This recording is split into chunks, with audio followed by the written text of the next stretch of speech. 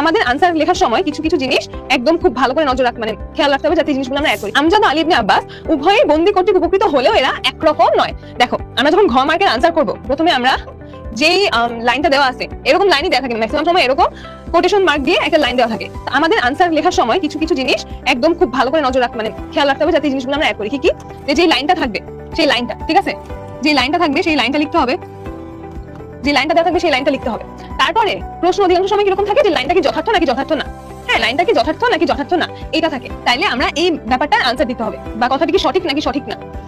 তো যে যথার্থতা যাচাই আমি একদম ফার্স্ট প্যারা কি লিখবো সেটা বলতেছি। হ্যাঁ ঘয়ের ফার্স্ট প্যারা কি লিখবো সেটা বলতেছি। এখন তোমাদের মনে হচ্ছে অনেক বড় হয়ে যাবে, অনেক কিন্তু বড় হবে না, লিখতে বড় দেখা যায়। আমি বললে দেখবা যে লাইনটা লেখা আছে উক্তিটি যথার্থ, এইটুকু কথা। এবং আরেকটা খুবই ইম্পর্টেন্ট জিনিস যেটা স্কিপ করা যাবে না সেটা হচ্ছে কারণ। কারণ মানে কি যে উক্তিটি যথার্থ আমি বললাম, এখন উক্তিটা কেন যথার্থ সেটাও আমার এক লাইনে বলতে হবে।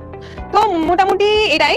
তো কেন হচ্ছে একরকম নয় সেটা আমরা বলবো যে আমরা দেখতে পাই আলী ইবনে আব্বাস একজন খুবই কৃতজ্ঞ এবং মহানুভব মানুষ, এবং অপরদিকে আমরা আমাদের লোকের নাম কি আমজাদ, যে আমজাদ হচ্ছে একজন অকৃতজ্ঞ মানুষ যে উপকার করতে চাচ্ছে না।